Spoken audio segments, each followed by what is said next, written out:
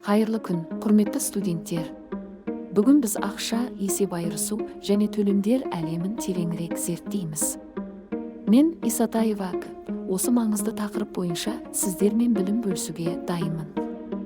Бұл дәріс сіздердің қаржылық сауаттылықтарыңызды арттырып, күнделікті өмірде пайдалы болатынына сенімдімін.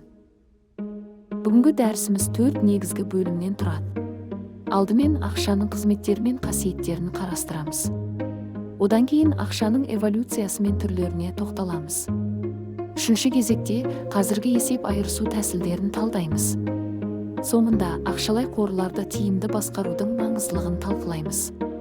Ақшаның негізгі 5 қызметі бар. Ол құн өлшемі ретінде барлық тауарлардың құнын көрсетеді. Айналым құралы ретінде тауар айырбасында делдалдық етеді. Сондай-ақ төлем құралы ретінде қарыздар мен жалақы төлемдерін жүзеге асырады. Ақша қорлану құралы және әлемдік ақша ретінде де маңызды рөл атқарады. Бұл экономиканың тұрақты жұмысы үшін өте қажет. Ақша біртектілік, ыңғайлылық және төзімділік сияқты негізгі қасиеттерге ие болуы керек.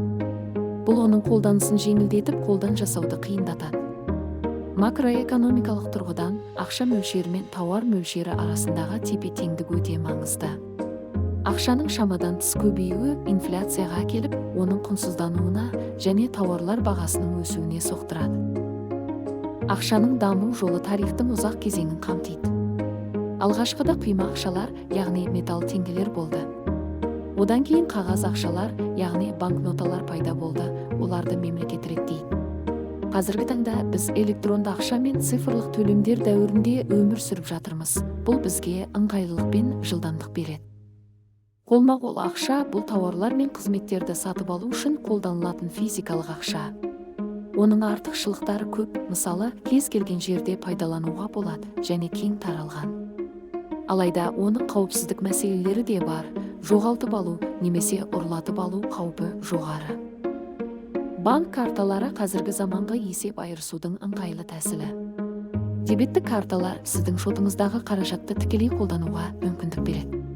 Несиелі карталар белгілі бір лимит шегінде банктың ақшасын қарызға алуға арналған. Контактсыз төлемдер картаны терминалға тигізу арқылы жылдам әрі қауіпсіз төлем жасауға мүмкіндік береді. Онлайн төлемдер және цифрлық активтер қаржы әлемінде жаңа мүмкіндіктер ашуда.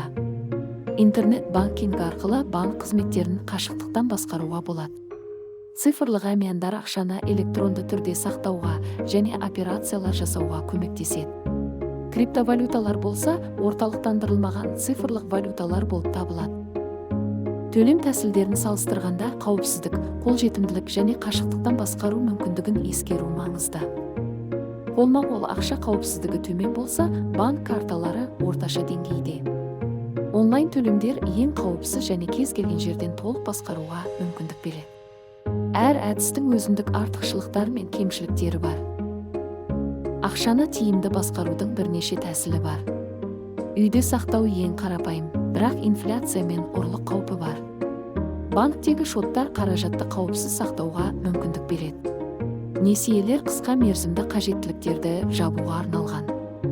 Ал инвестициялар капиталды ұзақ мерзімді перспективада өсірудің ең тиімді жолы болып табылады. Қаржылық сауаттылық ақшалай ресурстарды тиімді басқаруды білдіреді.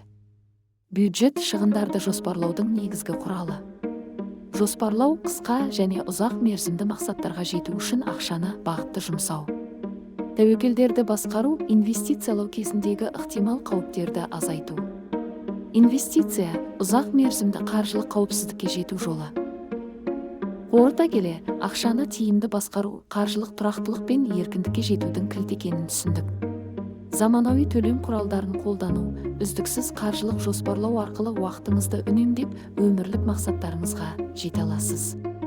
Бұл білім сіздің болашақ жетістіктеріңізге негіз болады деп сенемін. Назарларыңызға рахмет.